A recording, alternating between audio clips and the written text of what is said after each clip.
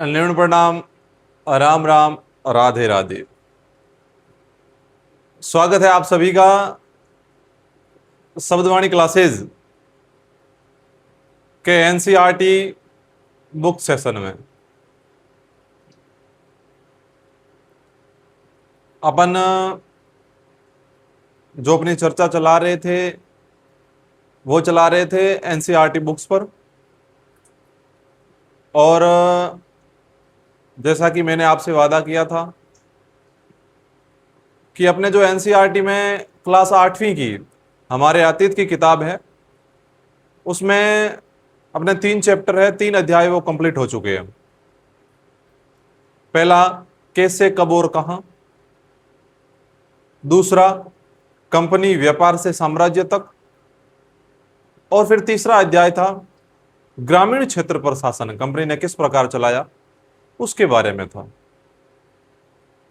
तो मैंने आपको बताया था कि अब अपन क्या करेंगे, इन पीछे वाले तीनों पाठों को थोड़ा याद करने के लिए, उनका रिवीजन करने के लिए एक पर्सन सीरीज लेकर आएंगे, जिसमें मैं अलग अलग ये जो तीनों पार्ट है उनमें से अलग अलग क्वेश्चन बनाऊंगा और फिर अपन उन क्वेश्चनों पर चर्चा करेंगे, ताकि जितनी भी चीजें जो हमारी दिमाग से निकल रही है, 2-3 दिन हो गए, लगभग 4-5 दिन हो गए पुराने पाठ को पढ़े, तो वो जो दिमाग से अपनी चीजें निकल रही है उनको वापस रिकॉल करने के लिए अपन जो ये प्रश्न सीरीज है वो लेकर आए हैं। तो अगर आप शब्दवाणी क्लासेस पर अभी नए नए जुड़े हो तो आपसे अनुरोध करता हूं कि आप अपने शब्दवाणी क्लासेस को सब्सक्राइब कीजिए और ज्यादा से ज्यादा लोगों तक, ज्यादा से ज्यादा बच्चों तक इसको शेयर कीजिए, ताकि उनकी पहुंच भी जो एनसीईआरटी की बुक्स है वहां तक हो सके। इसके अलावा क्या मिलेगा आपको शब्दवाणी क्लासेस पर, तो अपन जो करंट अफेयर्स के क्वेश्चन है उन पर भी हमेशा एक वीडियो, एक क्लास अपलोड करते हैं। तो आप शब्दवाणी क्लासेस के चैनल में विजिट करके वो क्लासें भी देख सकते हो। तो चलते हैं हमारे एनसीईआरटी की सेशन की तरफ। जैसा कि ऊपर लिखा है, क्लास 8 एनसीईआरटी हमारे अतीत। एनसीईआरटी की जो किताब है हमारे अतीत क्लास 8वीं की, उसका अध्याय जो पहला है, प्रारंभिक कथन कैसे, कब और कहां। कैसे, कब और कहां, उसके बारे में जो 15 महत्वपूर्ण क्वेश्चन है उनके बारे में चर्चा करेंगे। मैंने आपको बताया था कि जब कोई भी घटना होती है, क्योंकि हमारा अतीत मतलब ये इतिहास की चीज है, तो जब किसी भी इतिहास की घटना की अपन बात करते हैं तो 3 प्रश्न आते हैं, कैसे हुआ, कब हुआ और कहां हुआ। इस पाठ में अपन ने मुख्य तौर पर क्या पढ़ा था कि क्या इतिहास केवल किताब मात्र पढ़ना, इतिहास केवल तारीखों को रटना मात्र इतिहास है। अगर मेरे को तारीख याद नहीं होती तो क्या मुझे इतिहास का ज्ञान नहीं है।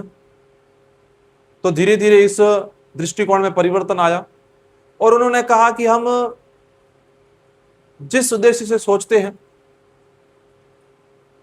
वो ही इतिहास बन जाता है।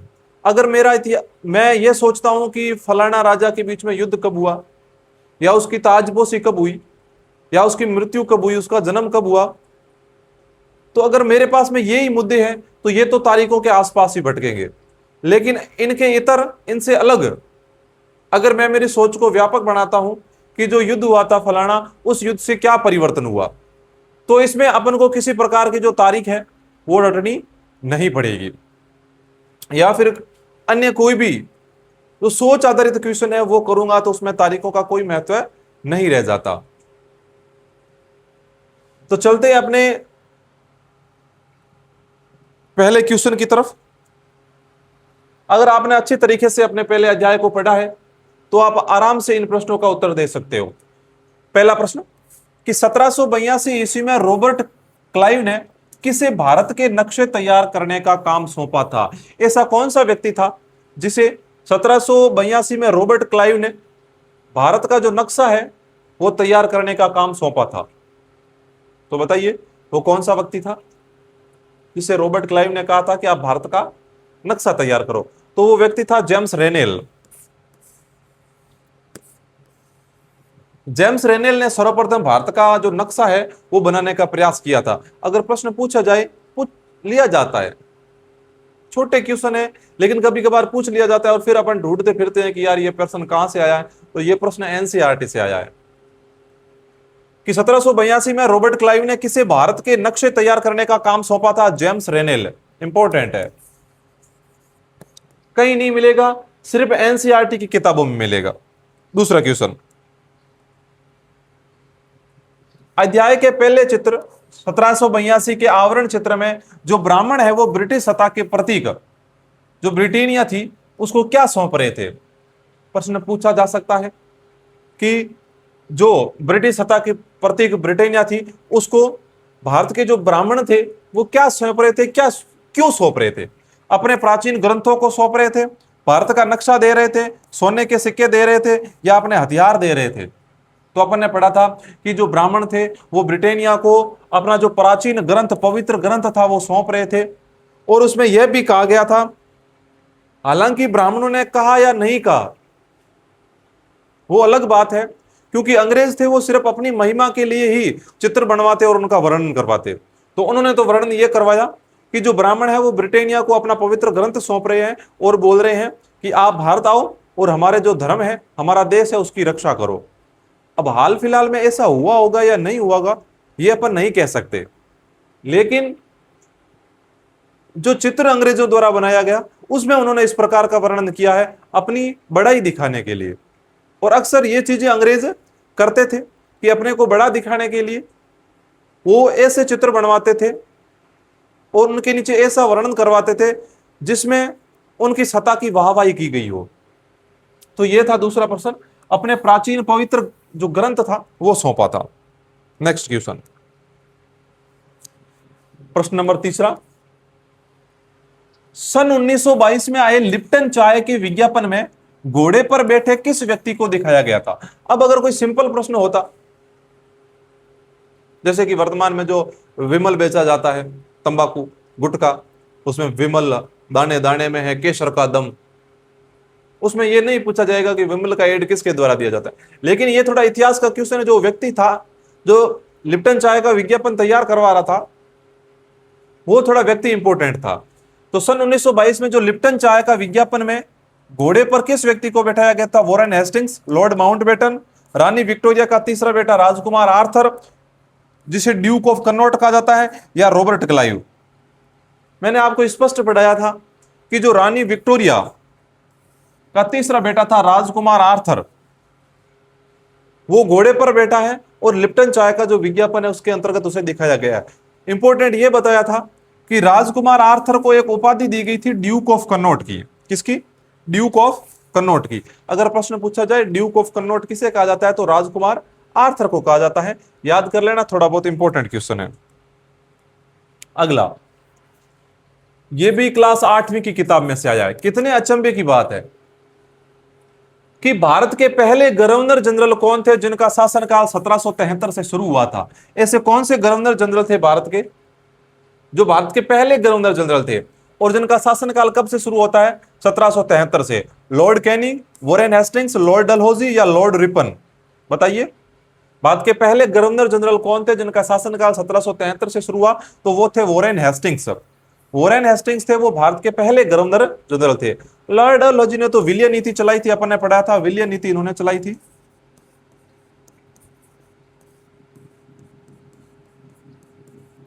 विलय नीति इनके द्वारा चलाई गई थी, लॉर्ड लिपर्ड और लॉर्ड कैनिंग। अगला क्वेश्चन, पांचवा, इंपॉर्टेंट क्वेश्चन है, वेरी वेरी इंपॉर्टेंट क्वेश्चन है। याद कर लेना, दिमाग में सेट कर लेना कि 1817 में स्कॉटलैंड के किस अर्थशास्त्री और राजनीतिक दार्शनिक ने a history of British India, British Bharat का इतिहास नामक किताब लिखी थी? ऐसा कौन सा स्कॉटलैंड का अर्थशास्त्री था जिसने एक किताब लिखी थी a history of British India? Important question है, वेरी वेरी इंपॉर्टेंट क्वेश्चन है। याद कर लेना, दिमाग में सेट कर लेना, रसगुल्ले की तरह पेट में पचा लेना कि 1817 में ऐसा कौन सा स्कॉटलैंड का यात्री था। पूछा भी जा सकता है इसके नाम से संबंधित कि यह कहां का दार्शनिक था, स्कॉटलैंड का किस अर्थशास्त्री और राजनीतिक दार्शनिक ने राजनीतिक दार्शनिक ने a history of British India पुस्तक लिखी थी, तो वो थे जेम्स मील। जेम्स मील ने एक पुस्तक लिखी थी a history of British India. James Mill कहां के निवासी थे? तो ये स्कॉटलैंड के निवासी थे। इन्होंने ये पुस्तक कब लिखी? 1817 ईस्वी में। कब लिखी? 1817 ईस्वी में। चलते अगले क्वेश्चन की तरफ। अगला क्वेश्चन आज का अपना छठा क्वेश्चन, कि जो जेम्स मील थे उन्होंने जो पुस्तक लिखी थी 1817 में ए हिस्ट्री ऑफ ब्रिटिश इंडिया, उन्होंने भारतीय इतिहास को किन 3 कालखंडों में विभाजित किया था? जेम्स मील की पुस्तक अभी पढ़ा था आपने, जो उन्होंने 1817 में लिखी थी।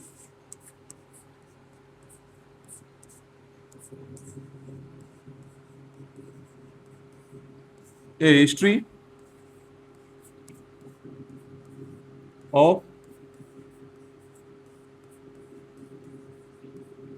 ब्रिटिश इंडिया, इन्होंने ये पुस्तक लिखी थी 1817 में, ए हिस्ट्री ऑफ ब्रिटिश इंडिया। इसमें इन्होंने भारत को 3 कालखंडों में विभाजित किया था। वो कौन कौन से थे? प्राचीन, मध्यकालीन और आधुनिक, या फिर पूर्व ऐतिहासिक, ऐतिहासिक और औपनिवेशिक, या फिर हिंदू, मुस्लिम और ब्रिटिश, या फिर प्रारंभिक, मध्य और अंत। बताओ किन 3 कालखंडों में विभाजित किया गया था जेम्स मील के द्वारा भारतीय इतिहास को? जेम्स मील ने भारत के इतिहास को किन 3 कालखंडों में विभाजित किया था? इनकी पुस्तक थी 1817 में, ए हिस्ट्री ऑफ ब्रिटिश इंडिया। ये मैंने आपको क्लियर पढ़ाया था। ये मैंने आपको क्लियर पढ़ाया था कि इन्होंने भारतीय इतिहास को किन 3 कालखंडों में विभाजित किया था? प्राचीन, मध्यकालीन या आधुनिक में, या पूर्व ऐतिहासिक, ऐतिहासिक और औपनिवेशिक में, या हिंदू, मुस्लिम और ब्रिटिश में, या प्रारंभिक, मध्य और अंत में। बताओ। तो इन्होंने भारत को 3 कालखंडों में विभाजित किया था। वो कौन से थे? हिंदू, मुस्लिम और ब्रिटिश। कौन कौन से? हिंदू, मुस्लिम और ब्रिटिश 3 कालखंडों में विभाजित किया था ए हिस्ट्री ऑफ ब्रिटिश इंडिया के अंतर्गत। अगला, जेम्स मील के अनुसार सभी एशियाई समाज सभ्यता के मामले में यूरोप से कहां थे? जेम्स मील क्या मानता था कि जो सभी एशियाई समाज है वो सभ्यता के मामले में यूरोप से कहां थे? यूरोप के बराबर थे, यूरोप से आगे थे, यूरोप से पीछे थे, या सभ्यता में सबसे श्रेष्ठ थे? बताओ। जेम्स मील के अनुसार सभी एशियाई समाज थे वो सभ्यता के मामले में यूरोप से कहां थे? तो उनके मामले में कि सभ्यता के मामले जो सभी एशियाई समाज है वो यूरोप से पीछे थे। क्या थे? यूरोप से पीछे। अपन ने पढ़ा था, उन्होंने बताया था कि यूरोप है वो सभ्यता के मामले में बहुत आगे निकल चुका है, यूरोप बहुत विकसित हो चुका है, लेकिन जितने भी एशियाई देश है वो यूरोप से बहुत पीछे है, आज भी पिछड़े इलाकों के रूप में जाने जाते हैं। ये जेम्स मील ने कहा था। ये प्रश्न नंबर 7वां था। अगला क्वेश्चन, 8वां क्वेश्चन, इतिहासकारों द्वारा इतिहास को आधुनिक काल में बांटने की क्या समस्या थी?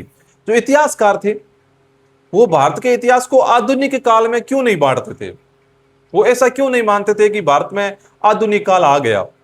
यह अवधारणा पश्चिम से आई थी, जहां आधुनिकता का मतलब विज्ञान, तर्क, लोकतंत्र और मुक्ति से था, जो औपनिवेशिक भारत में नहीं था। यह कहता है कि यह जो अवधारणा थी यह पश्चिम से आई थी कि आधुनिक काल क्या है। अब आधुनिकता का मतलब यह होता है कि उस देश में विज्ञान का विकास हो, तर्क का विकास हो, लोकतंत्र हो और लोग स्वतंत्र हो। लेकिन भारत तो खुद स्वतंत्र नहीं था, औपनिवेशिक देश था, ना वहां लोकतंत्र था, ना विज्ञान था, ना तर्क था। तो क्या इसीलिए जो 1857 का टाइम था उसके आसपास वाला जो समय था उसको आधुनिक काल नहीं माना गया? या फिर यह केवल राजाओं के धर्म पर आधारित थी इसलिए आधुनिक काल नहीं माना गया? या इसमें केवल युद्धों की तारीखें होती थी इसीलिए इतिहासकार इसे आधुनिक काल नहीं मानने रहे थे? या फिर यह विभाजन बहुत छोटा था? तो इसमें जो अपना आंसर होगा वो आपको पता है, पहला आंसर होगा। कौन सा? कि भारत में उस समय आधुनिकता थी ही नहीं, तो उस समय को आधुनिक काल में कैसे मान सकते हैं? तो ये अपना 8वें का जो ए है वो सही आंसर है। 9वां क्वेश्चन, जब एक देश पर दूसरे देश के दबदबे से राजनीतिक, आर्थिक, सामाजिक और सांस्कृतिक बदलाव आते हैं तो इस प्रक्रिया को क्या कहा जाता है? देख, जब एक देश पर किसी दूसरे देश का कब्जा होता है, तो मैंने आपको बताया था कि उस देश के जो सामाजिक मामले हैं, सांस्कृतिक मामले हैं या सामाजिक आर्थिक, उनमें बदलाव आते हैं, आर्थिक बदलाव आते हैं, समाज में बदलाव आते हैं। दूसरा देश होता है, उसकी संस्कृति में बदलाव आते हैं।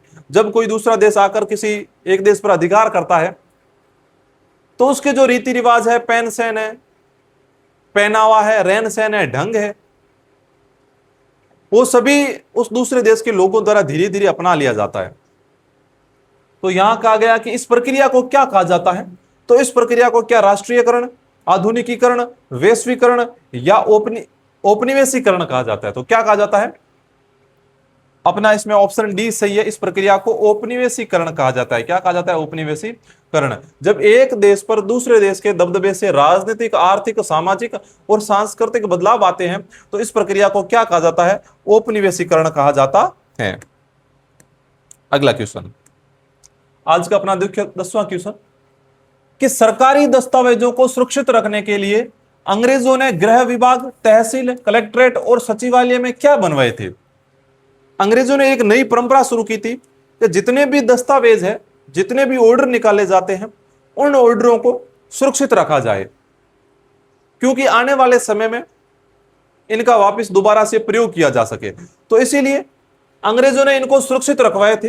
इनको सुरक्षित रखवाने के लिए उन्होंने गृह विभाग, तहसील, कलेक्ट्रेट और जो सचिवालय थे उनके आसपास में कुछ बनवाए थे। क्या बनवाए थे? शस्त्रागार, किले, संग्रहालय या अभिलेखागार, म्यूजियम, फोर्ट्स, आर्मोरी या रिकॉर्ड रूम। तो इन्होंने क्या बनवाए थे? अभिलेखागार बनाए थे, रिकॉर्ड रखने के लिए रिकॉर्ड रूम बनाए थे, रिकॉर्ड रूम। शस्त्रागार तो वो होते हैं जहां पर शस्त्र रखे जाते हैं। क्या रखे जाते हैं? शस्त्र, जो लड़ाई में काम आते, शस्त्र। फिर किले, किले में तो राजा खुद रहते थे बचने के लिए। संग्रहालय, संग्रहालय में कोई पुरानी चीजें रखी जाती है जिनका ऐतिहासिक महत्व हो। तो यह था अपना 10वां क्वेश्चन, अभिलेखागार, रिकॉर्ड रूम। अगला क्वेश्चन 11वां क्वेश्चन, 1920 के दशक में बनाए गए भारतीय राष्ट्रीय अभिलेखागार, नेशनल आर्काइव्स ऑफ इंडिया, को कहां स्थापित किया गया था? भारत में राष्ट्रीय अभिलेखागार कब बनाया गया? प्रश्न पहला तो यही है कि भारतीय राष्ट्रीय अभिलेखागार कब बनाया गया? 1920 में बनाया गया। 1920 में। वो कहां बनाया गया? कलकत्ता में, बंबई में, नई दिल्ली में वायसराय के निवास के नजदीक, या फिर मद्रास में? बताओ कहां बनाया गया? तो मैंने आपको बताया था कि अंग्रेज अभिलेखागार को इतना महत्व देते थे, इतना महत्व देते थे कि उन्होंने अभिलेखागार का निर्माण कहां करवाया? जो नई दिल्ली में जो वायसराय का निवास था उसके जस्ट नजदीक उन्होंने इसका निर्माण करवाया। तो नई दिल्ली में वायसराय के निवास के नजदीक उन्होंने इसका निर्माण करवाया था। फिर है, ऐसे लोग जो बहुत सुंदर ढंग से सुलेखन सरकारी दस्तावेजों की नकलें लिखते थे, उन्हें क्या कहता था? अब अभिलेखागार में रखने के लिए कुछ डॉक्यूमेंट चाहिए। अब सरकार ने जो डॉक्यूमेंट दिया, उन डॉक्यूमेंटों की नकल करने के लिए सरकार अपने पास एक व्यक्ति रखती थी। अंग्रेज जो सरकार थी वो अपने पास एक व्यक्ति रखती थी। जो व्यक्ति सुंदर ढंग से सरकारी जो नकल थी, दस्तावेज थी, उनकी नकल लिख सकता था। तो ऐसे व्यक्तियों को क्या कहा जाता था? इतिहासकार, खुश नवीसी या सुलेखन वीसी, या नक्शा नवीस, या चित्रकार? बताओ। जो नक्शा उतारता है उसे कार्टोग्राफर कहा जाता है। फोटो लेता है उसे फोटोग्राफर कहा जाता है। अच्छी चीज है कार्टोग्राफर। तो बताओ ऐसे व्यक्ति को क्या कहा जाता था जो सुंदर ढंग से सरकारी दस्तावेजों की नकलें लिखते थे? इतिहासकार, खुश नवीसी या सुलेखन वीसी, नक्शा नवीसी या चित्रकार? बताओ। तो मैं आपको बता दूं कि ऐसे व्यक्ति को खुश नवीसी या सुलेखन वीसी कहा जाता था। सुंदर ढंग से सुलेखन, सुलेखन वीस क्या कहा जाता था? सुलेखन वीस कहा जाता था। अगला क्वेश्चन, अंग्रेजों के अनुसार किसी देश पर अच्छी तरह शासन चलाने के लिए किस प्रक्रिया का चलन महत्वपूर्ण होता गया? अब अंग्रेज चाहते थे कि वो भारत पर लंबे क्षेत्र तक शासन, लंबे समय तक शासन करे, लंबे क्षेत्र पर शासन करे। तो उनके हिसाब से ऐसी कौन सी चीज होनी चाहिए जिसके माध्यम से अपन किसी देश पर, किसी क्षेत्र पर लंबा शासन चला सकते हैं? अपन को ऐसी कौन सी जानकारी होनी चाहिए कि मैं उस देश के ऊपर आराम से शासन कर सकूं? ऑप्शन ये है, युद्ध करने की कला होनी चाहिए, सर्वेक्षण करना चाहिए उस देश का, उस क्षेत्र का, व्यापार को बढ़ाने की कला होनी चाहिए, या फिर राजाओं को बदलने का चलन होना चाहिए। कौन सा चलन महत्वपूर्ण है? युद्ध करने का, सर्वेक्षण करने का, व्यापार बढ़ने का, या फिर राजाओं को बदलने का? बताओ। तो अंग्रेजों के अनुसार अगर आप किसी देश पर अच्छी तरह शासन चलाना चाहते हो तो आपको उस देश के सर्वेक्षण करना चाहिए। क्या करना चाहिए? सर्वेक्षण करना चाहिए। सर्वेक्षण क्या होता है? सर्वे। सर्वे मतलब उस देश की पूरी आर्थिक स्थिति, सामाजिक और राजनीतिक स्थिति के बारे में पता होना चाहिए, उस देश की भौगोलिक स्थिति के बारे में पता होना चाहिए कि कहां पर कैसे लोग रहते हैं और उन लोगों को कैसे कब्जे में लेना है, उनको कैसे अधिकार में लेना है। जब तक आपको उसके बारे में पूर्ण रूप से पता नहीं होगा तब तक आप उस पर शासन नहीं कर सकते। मतलब किसी चीज के बारे में अगर आपको पूर्ण रूप से पता है तभी आप उसको अच्छी तरह से कर सकते हो। अगर आपको एक देश के बारे में, उसके भौगोलिक चीजों के बारे में, सांस्कृतिक महत्व के बारे में पता ही नहीं है तो आप उन लोगों पर कभी शासन नहीं चला सकते। तो ये अंग्रेजों की नीति थी कि सर्वेक्षण करो, सर्वे करो ज्यादा से ज्यादा। अगला क्वेश्चन, 14वां क्वेश्चन, 1857 के विद्रोह की सचित्र पुस्तकों में अंग्रेजों द्वारा विद्रोहियों को किस रूप में दिखाया जाता था? इंपॉर्टेंट क्वेश्चन है, वेरी वेरी इंपॉर्टेंट क्वेश्चन है, नहीं मिलेगा दूसरी जगह, सिर्फ एनसीईआरटी की किताबों में मिलेगा। कि 1857 का जो विद्रोह हुआ था उस समय अंग्रेजों ने अपनी कुछ पुस्तकें बनाई थी, कुछ चित्र बनाए थे। उन पुस्तकों में, उन चित्रों में अंग्रेजों द्वारा जो विद्रोही थे उनको किस रूप में दिखाया जाता था? कि ये कौन है? ये लालची, दुष्ट और बेरहम है, या फिर ये देशभक्त और वीर है, या फिर ये मासूम और मजबूर है, या फिर ये शांति प्रिय नागरिक है? बताओ। अंग्रेजों के द्वारा उनको किस रूप में दिखाया गया? तो बड़ा चिंतनीय विषय है कि अंग्रेजों ने जो चित्र बनवाए थे, जो पुस्तकें लिखी थी, उनमें भारतीय विद्रोहियों को लालची, दुष्ट और बेरहम बताया गया। क्या बताया गया? लालची, दुष्ट और बेरहम बताया गया। वो बताते थे, अपन एक चित्र पढ़ा भी था जिसमें जो अपने भारतीय लोग थे वो नीचे गिरे हुए थे, अंग्रेज उन्हें मार रहे थे, और उस चित्र में लिखा गया था कि भारतीय लोग लालची, दुष्ट और बेरहम होते हैं, और ये चोर भी होते हैं जो सोने की या अन्य चीजों को चुराने का प्रयास कर रहे हैं। अपने पहले अध्याय का लास्ट क्वेश्चन, 15वां क्वेश्चन, लास्ट क्वेश्चन है, अच्छा क्वेश्चन है। अंग्रेजों के सरकारी अभिलेखों, जो ऑफिशियल रिकॉर्ड होते थे, उसके विशाल भंडार से हमें किस वर्ग के बारे में जानकारी नहीं मिलती है? अब अंग्रेज थे ना, वो अपने जो सरकारी अभिलेख होते थे, ऑफिशियल रिकॉर्ड होते थे, उनमें बहुत सारी चीजें लिखते थे, लेकिन ज्यादातर चीजें अपने खुद के बारे में लिखते थे, अपनी महिमाओं का मंडन करने के लिए लिखते थे। तो ऐसे में ऐसे कौन से क्षेत्र थे जिनके बारे में वो लिखते ही नहीं थे? गवर्नर जनरल के कार्यों के बारे में, इनके बारे में तो लिखेगा ही। सरकारी अफसरों के दिलचस्पी, वो तो लिखेगा कि सरकारी अफसर ये चाहते हैं, भारत में सुधार चाहते हैं। देश के आम लोग, आदिवासी, किसानों और मजदूरों के अनुभवों के बारे में वो कभी नहीं लिखते थे। किसके बारे में? देश के आम लोग, आदिवासी, किसान और मजदूर लोग क्या सोच रहे थे, क्या नहीं सोच रहे थे, उनके बारे में उन्होंने कभी नहीं लिखा। नए कानून और सरकारी योजनाओं के बारे में तो वो लिखते थे, उनको लिखकर अभिलेखागारों में सुरक्षित भी करवाते थे। तो ये आज के अपने जो पहला अध्याय था उसके महत्वपूर्ण क्वेश्चन थे, महत्वपूर्ण प्रश्न थे, महत्वपूर्ण 15 प्रश्न थे। आशा करता हूं कि आपने लगभग ज्यादातर प्रश्नों का उत्तर दिया। अगर किसी विद्यार्थी ने, अगर किसी छात्र ने 15 में से 10 से ज्यादा प्रश्नों का सही उत्तर दिया है तो वो जरूर कमेंट बॉक्स में कमेंट करें, ताकि मुझे भी पता चले कि ऐसा कौन सा छात्र है जो नियमित रूप से अपनी क्लास देख रहा है। तो इसी प्रकार कल अपन है वो अध्याय जो दूसरा है उसके इंपॉर्टेंट क्वेश्चन लेके आएंगे। तब तक आप जो अपनी शब्दवाणी क्लासेज है उसके चैनल को लाइक, शेयर और सब्सक्राइब करते रहिए, और अपना जो आज की क्लास है उसको ज्यादा से ज्यादा शेयर करिए। बहुत बहुत धन्यवाद।